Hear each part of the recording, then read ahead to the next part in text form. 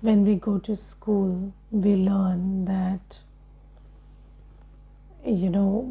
water, ice, and vapor are three forms of that same matter.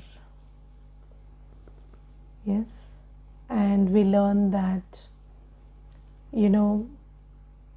if you see water, you see ice, and you see vapor, they look so different.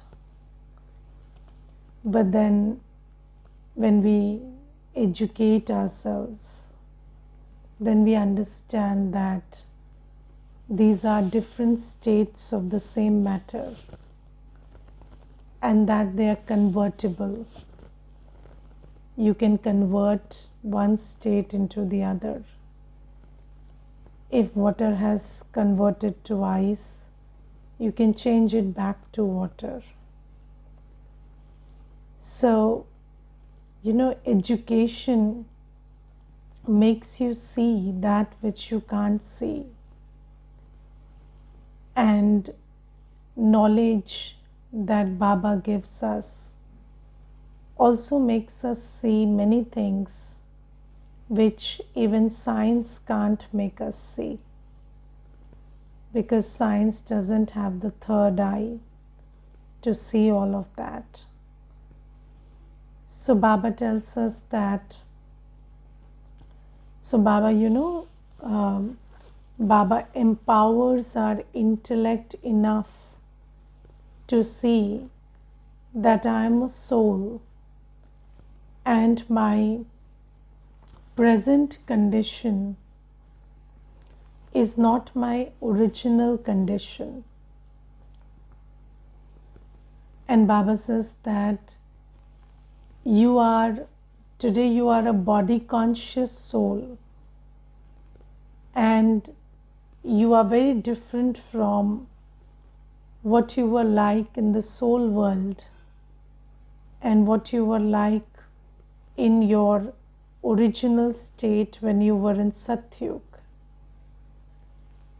And this education, this knowledge, it helps us go back to who we were, because we didn't know that, this is a converted state of we the soul, and that going back to the original state is possible. But the more you start thinking about it, the more you start internalizing it, you are able to go back to that state. So Baba is the ocean of knowledge, and Baba gives us the knowledge.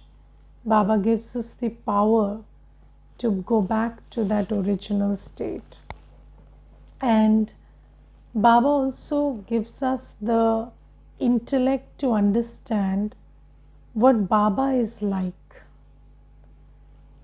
And Baba says, I am completely immune to the effect of action. So, this world is a field of action, and a soul is not immune to the effect of action.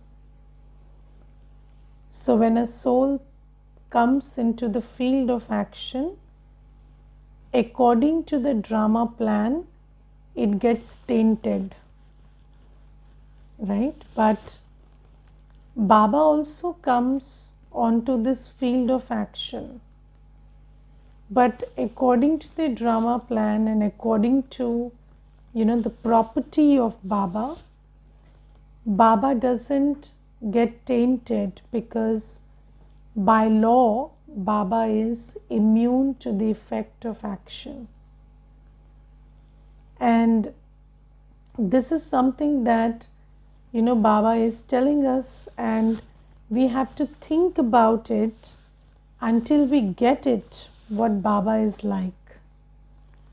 So you see that Baba is a soul, I am a soul, and every soul has sanskars, man and buddhi, right? Man, buddhi, sanskars, are the organs of every soul. So even Baba has Man, Buddhi and Sanskar. Yes, but what is Baba's Sanskar? Baba is the ocean of knowledge. Baba is the ocean of love. Baba is the ocean of purity. That is Baba's Sanskar. So Baba says that I also have sanskars. It's not like Baba doesn't have sanskars. But Baba says, I do not change my sanskars when I come on this field of action.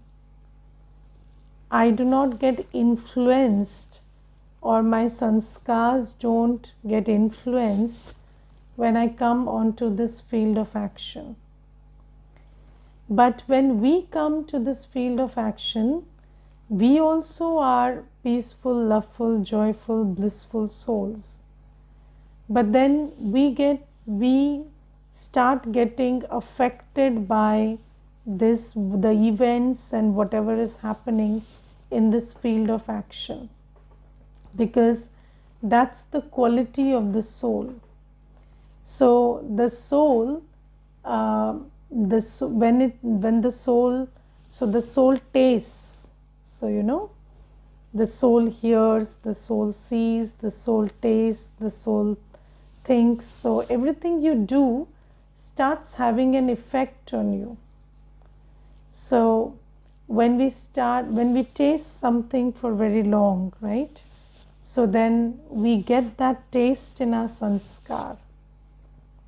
Okay, so do you understand that Baba today gives very interesting example. Baba says that I do not experience happiness or sorrow and sweetness or bitterness.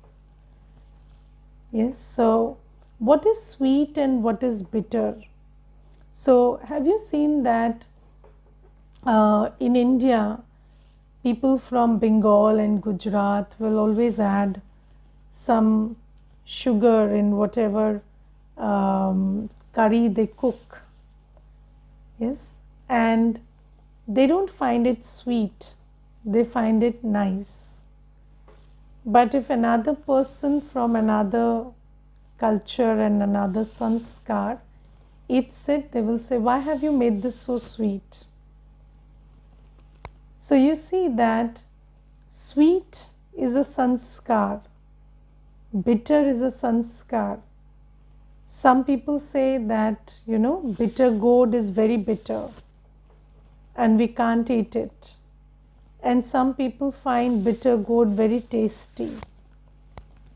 So they don't find it bitter. So bitter and sweet are an aspect of sanskar. Happiness and sorrow are an aspect of sanskar.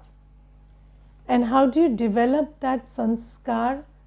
When you keep working in this karma kshetra, in this field of action, then you acquire these sanskars.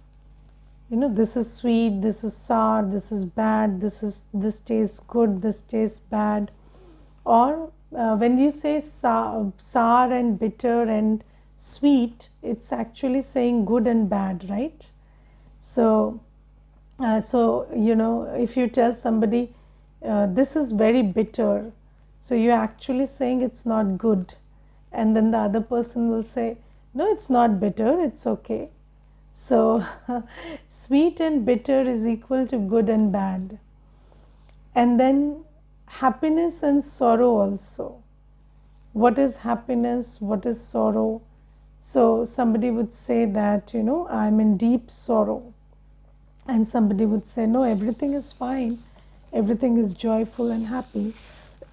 So situations are different. Situation has got nothing to do with happiness and sorrow.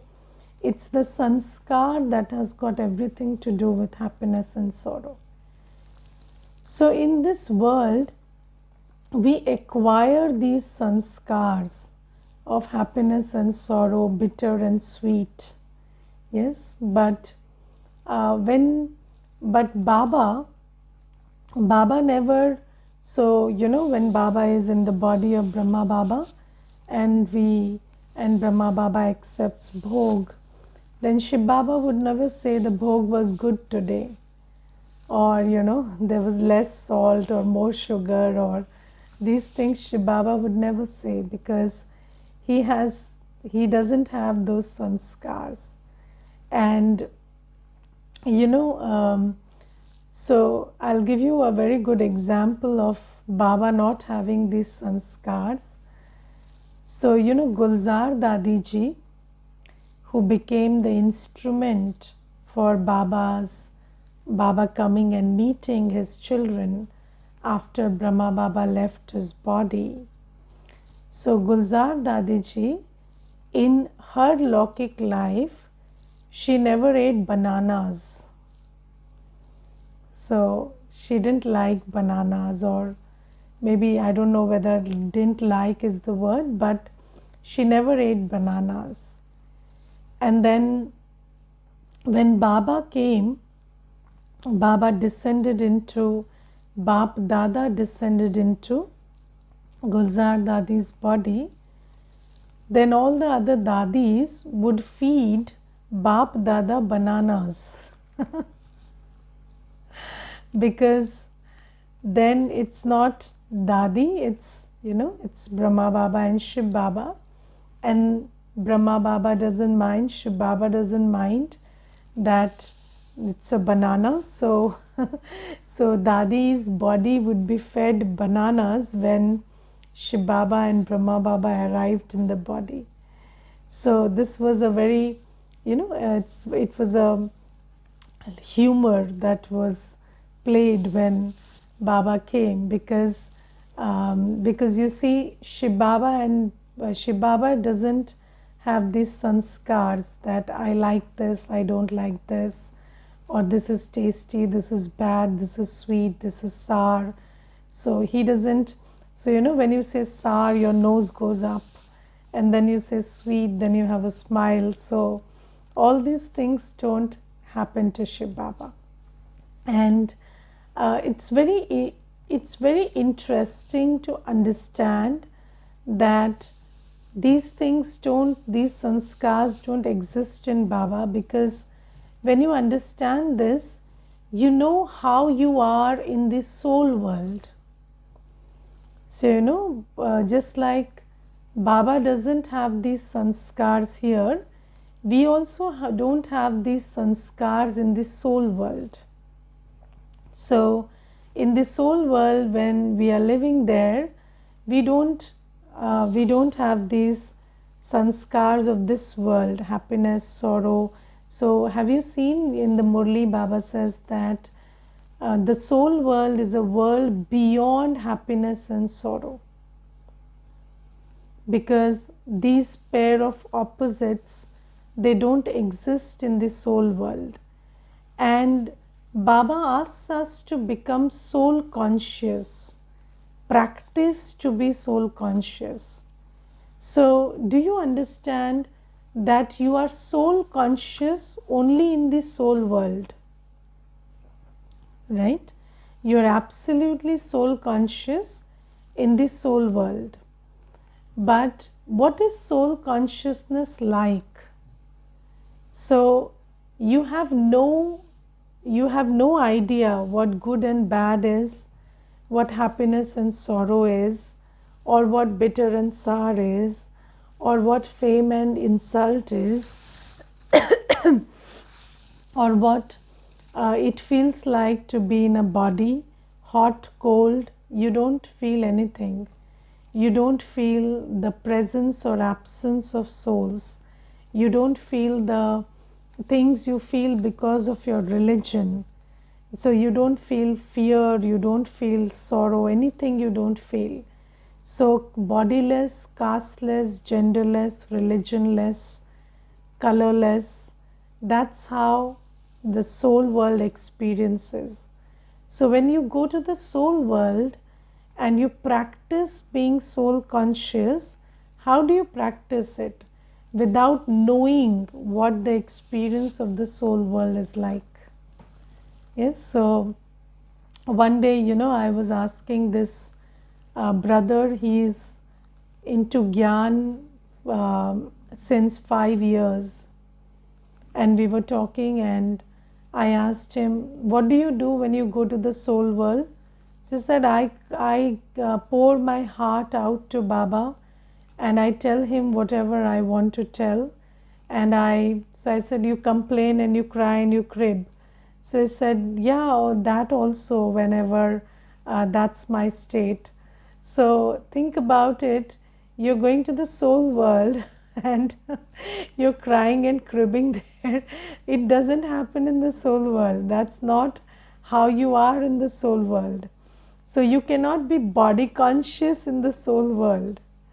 So these are all states of your, your state of being in the body conscious world is very different. And your properties are different here. So when you are in this body conscious world, you have these properties of feeling happiness and sorrow, bitter and sour, hot and cold. But in the soul world, you don't feel all of that. So when you go to the soul world, when you want to practice being soul conscious, you have to switch on that area in your awareness where you are beyond these feelings. Yes, and there's just one single thought. This is, I'm a soul sitting before Baba. That's it, nothing else. So that kind of switch you have to operate. And Baba says that is how you train yourself to be soul conscious.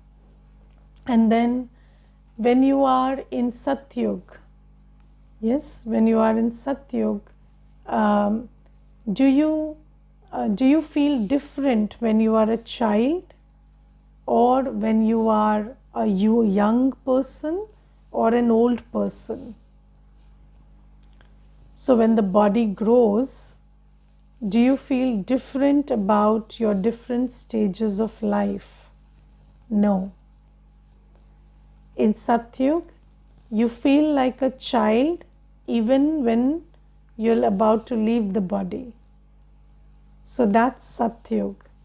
So there is the body, you know that you have a body, but you are not affected by its age.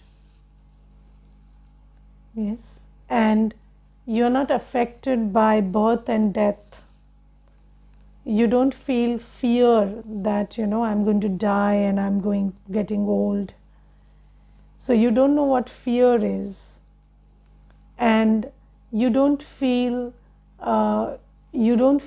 attached in Satyug. You don't miss anyone. So when you go to Satyug, so would you miss your Pushpak Viman? Would you get worried if your Pushpak Viman was 5 minutes late? Of course, it wouldn't be 5 minutes late in Satyug. But would you worry if it was? No, you don't know how to worry. You don't know how to feel bad because of someone's absence. So it's not, these sanskars are not there in Satyug. So the sanskar of ego, do you feel, will the king feel that I'm more than the subject? No. Yes. Will attainments make you feel bigger or smaller? Does the king who has a lot of wealth feel bigger than the subject who has less wealth? No. So attainments, the state of the body, the age, the state of relationships, wealth, they don't affect your internal state. You are always happy, always joyful, always cheerful. That's Satyug. And when that's divine sanskar. So divine sanskar is not, it's not, hating something, or just evading something. Divine sanskar is not like running away from relationships. Divine sanskar is not running away from wealth and attainments. Divine sanskar is being totally unaffected by the presence or absence of something, and playing your role absolutely without the influence of the presence or absence of something. So, do you think that in Satyug the king will go and check whether somebody has come for invading the kingdom? And will he worry about somebody invading the kingdom? No, these sanskars are not there in Satyug. So this is Satyugi sanskar. And Baba says, now you have to become soul conscious, because you have to go home. So you have to become soul conscious, because without that state you cannot fly there. So your consciousness is what will determine whether you can reach the soul world or not. Otherwise, you will require some purification through punishment. And whether you are ready to be in Satyug, how do you become ready for Jivan Mukti? How do you become ready to go to Satyug? By eliminating all sanskars that are not divine. Yes. So all the sanskars that do not belong to Satyug, you don't have them. So suppose, so do you feel, so let's say you can't find your phone. You don't remember where you put it, and you have come from the market. So you don't remember whether you left it in the market or you left it somewhere after coming back from the market. Then how would you behave? Would you stay peaceful and calm and joyful? Or you would start worrying and start fretting where I left it, or was it stolen, or did I leave it and somebody took it away? So it's not, I'm not suggesting that you don't look for it. You look for it, but check your feelings at that time. Yes, so it's not like you don't look for something that you can't find. You look for it, but are you worrying about it? Are you fretting about it? So that's the thing that we have to check, because that's not divine sanskar. Yes, so let's say somebody is contesting that which you claim to be your own. Yes, let's say there's a property dispute, right? So there's a property dispute and you say this is mine and they say that it is yours, it is theirs. And then what do?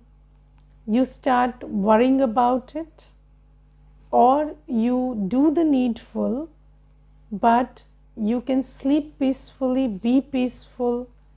Yes, we're free from those thoughts of anxiety and worry. Because you see, everything becomes a sanskar. Sometimes you begin by being detached, but slowly, gradually you've started worrying because it has become a sanskar. So you have to check for these things, because that's not divine sanskar. You have a relationship and you are with people around you, and then you start thinking, what if this person is not there with me tomorrow? Yes, or you start thanking God too much that you gave me this person. Yes, so you're not thanking God that you are here, but you're not saying, Baba, I love you because you are here and you belong to me. But you're saying, Baba, I'm very thankful you sent this person for me. So that's all, that is attachment. So Baba says, having gratitude for the temporary, for the impermanent, all this is attachment because it is all perishable. So you must only have gratitude that you have Baba, because everything else is temporary. It's there and tomorrow it's not there. So Baba says, think about what soul consciousness is like. Think about what divine sanskars are like. And do you think that in Satyug, when a male body, a person in a male body sees a person in a female body, they will have thoughts of lust? No, that doesn't happen because these sanskars are not there. Yes, so these sanskars of lust are not there. These sanskars are Kalyugi sanskars. So Baba says all these sanskars of lust, sanskars of anger, attachment, greed, invading and acquiring, and all of this starts. So earlier there were no laws, and then there was this rampant invasion and acquisition. So it was all greed. And do you understand that in a world where there is no law, so law is a very, law is, again, law has its own limitations also, but then, in a world where there is no law, then anybody can invade anything and, acquire it. It's such a scary scenario. And these days, even if you have something, maybe by law you have it, but then if somebody forcefully enters and they just invade it, then you have to spend 10 years proving it's your own. Yes, so that's how it is. So greed is greed is the temptation to own that which is not your own. And greed makes everybody suffer so much because everybody is trying to, invade another person's boundary. And Baba says that all this is greed and anger and greed and lust, attachment and ego. These are not sanskars you have in Satyug. So these sanskars make you suffer here. Your own sanskar of anger. So if you don't like, this thing, I don't like this, who gave you the permission to like or not like God's creation? So when you say, I don't like this or I don't like that, then even when you're talking about nature, so let's say I don't like papaya, I don't like banana, I don't like or I don't like mangoes. So that's not how you speak. You don't choose to eat it, that's okay. Yes, you don't choose to eat something, that's okay. But don't like, we don't have those sanskars. Yes, so, and if you have this sanskar, today you will say this to papaya and mango, and tomorrow you will say this to a person. Right? And it's not like when I say I don't like, doesn't mean you eat everything, you have everything. No. You choose to eat what you choose to eat. You don't choose to eat what you don't choose to eat. But that doesn't mean you say, this is bad and I don't like it. So that's something that we need to work on. And then this sanskar, when it gets enhanced, then you say, I don't like this person and I don't like that person. And who gave you the right to not like God's creation? And then when you have this I don't like, then you're giving yourself the authority to cause harm to someone through your thought, word and actions. And that is the seed of anger. So how can you, who gave you the authority to cause harm to someone even through thought? Yes, so even if, in thought you're creating this thought that this person is wrong, then you are causing harm to that person through your thought. Why? Who gave you that authority? Yes, so you can choose to be that with that person or not, or you can choose to deal with that person or not, but who gave you the authority to create these thoughts that this is a bad person or wrong person? So you can choose, you're the master of your own life. You can choose to be with someone or not be with someone, or deal with someone or not deal with someone, or have a relationship with someone or not have a relationship. But you don't have the authority to reject someone or dismiss someone. So Baba says that these are not divine sanskars. So when there is ego, then all this divinity is lost. And this is why Baba always asks us to rotate the Swadershan chakra. Why do we have to spin the Swadershan chakra?